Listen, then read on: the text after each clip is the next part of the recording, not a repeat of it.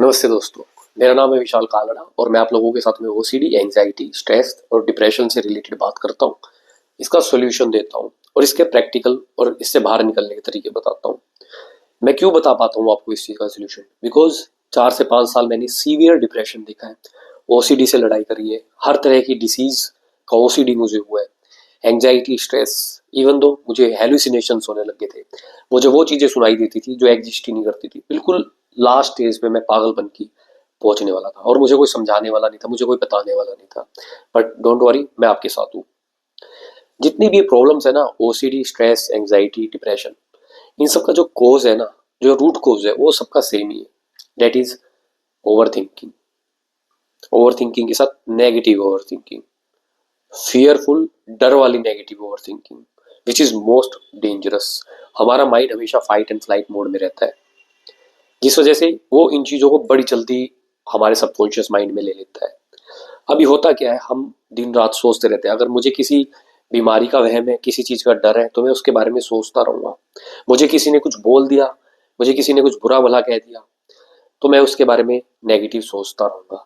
और सबसे खतरनाक चीज़ क्या है कि मैं सोने वाला हूँ और सोने से पहले मैं इन चीज़ों को खुद सोच रहा हूँ। अभी तक मैं कॉन्शियस थिंकिंग कर रहा हूँ, अभी तक मैं खुद सोच रहा हूँ।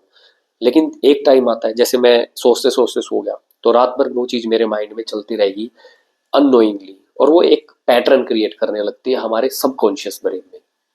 जब हम इन चीज़ों को कंटिन्यू रखते हैं, उस विचारों को कंटिन्यू रखते हैं, चाहे वो कोई डर वाला है, चाहे किसी ने आपको बुरा भला कहा, उसका गुस्से वाला है, कुछ भी है, तो वो एक न्यूरो पैटर्न क्रिएट कर देता है आपके सबकॉन्शियस ब्रेन में।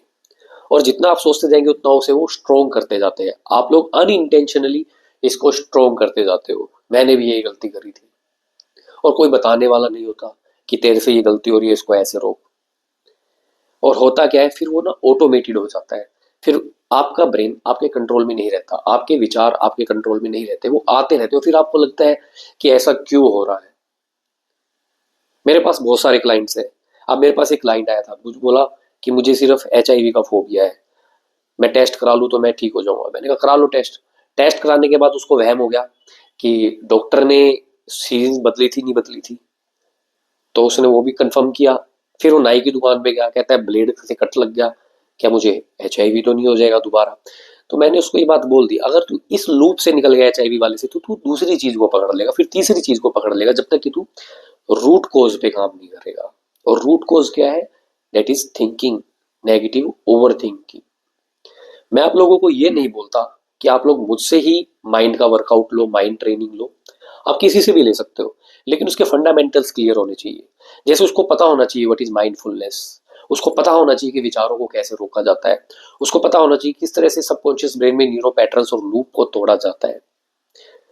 अगर आपको नहीं मिलता है ऐसा आदमी, तो आप मुझे कांटेक्ट करो, और मैं बिल्कुल कॉन्फिडेंटली आपको बोल रहा हूँ कि मैं आपकी इस लूप को ब्रेक करके आपको इससे बाहर निकाल दूंगा, क्योंकि मैंने इस चीज को एक्सपीरियंस किया है बिल्कुल बारीकी से, माइक्रोस्कोपिक लेवल पे।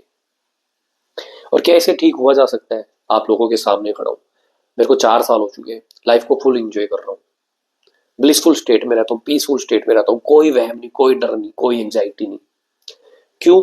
क्योंकि वो लूप खत्म हो गया है। शुरुआत में आप लोगों को लगेगा कि मुझे ये लूप से निकल निकल नहीं दे रहा, अभी नेगेटिव थिंकिंग चल रही है, मैं कैसे निकलूंगा इस लूप से बाहर? आपने मुझे माइंड का वर्कआउट दिया, आपने मुझे एक्सरसाइज दी है, लेकिन मेरे दिमाग में फिर भी आ रहे विचार। अब मैं आप लोगों को समझाता हूँ, आपको एक एग्जांपल से समझाता हूँ।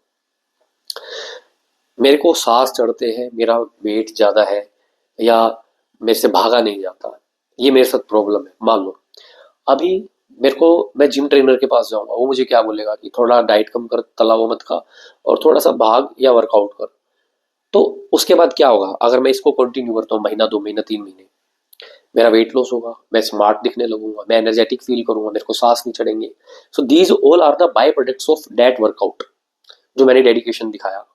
सेम एज इट इज, अगर आप डेडिकेटेडली माइंड का वर्कआउट करते हो, आप माइंडफुलनेस की प्रैक्टिस करते हो, अपने ब्रेन को ट्रेन करते हो इस तरह से डेडिकेटेडली 1 महीने तक, कि मेरे दिमाग में विचार कम से कम आए। एक्सरसाइजेज होती है, इनकी प्रॉपर एक्सरसाइजेज होती है, और इसका कॉन्सेप्ट इंडिया में बहुत कम है, और इसको मैं लेकर आ रहा हूँ। और ये सब कुछ नेचुरली, बिल्कुल माइंडफुलनेस तरीके से, आपको मजा आएगा इस चीज में ना। चैलेंजिंग होता है पर मजा आता है इसमें। शुरू में आपको डर लगता है कि, शुरू में आपको लगता है कि मेरे विचार इससे रुकेंगे नहीं रुकेंगे, पर जब आप इसको कंटिन्यू कर लेते हो ना, इसका बाय प्रोडक्ट ही यही है कि आप बिल्कुल ठीक हो जाते हो, आपका इंटेलिजेंस लेवल, आपका IQ लेवल बढ़ जाता है, आपकी स्मार्टनेस बढ़ जाती है, आप विटी हो जाते हो, कॉन्फिडेंट होते हो, आप पीसफुल हो जाते हो, आप किसी से बहुत अच्छे से बात कर पाते हो, खुशी फील कर पाते हो। लेकिन डेडिकेशन आपको दिखानी पड़ती है। अगर आपको मेरी हेल्प चाहिए हो तो मुझे व्हाट्सएप करो, मैं रेडी हूँ आपकी हेल्प करने के लिए, आपको इससे बाहर निकालने के लिए। Thank you.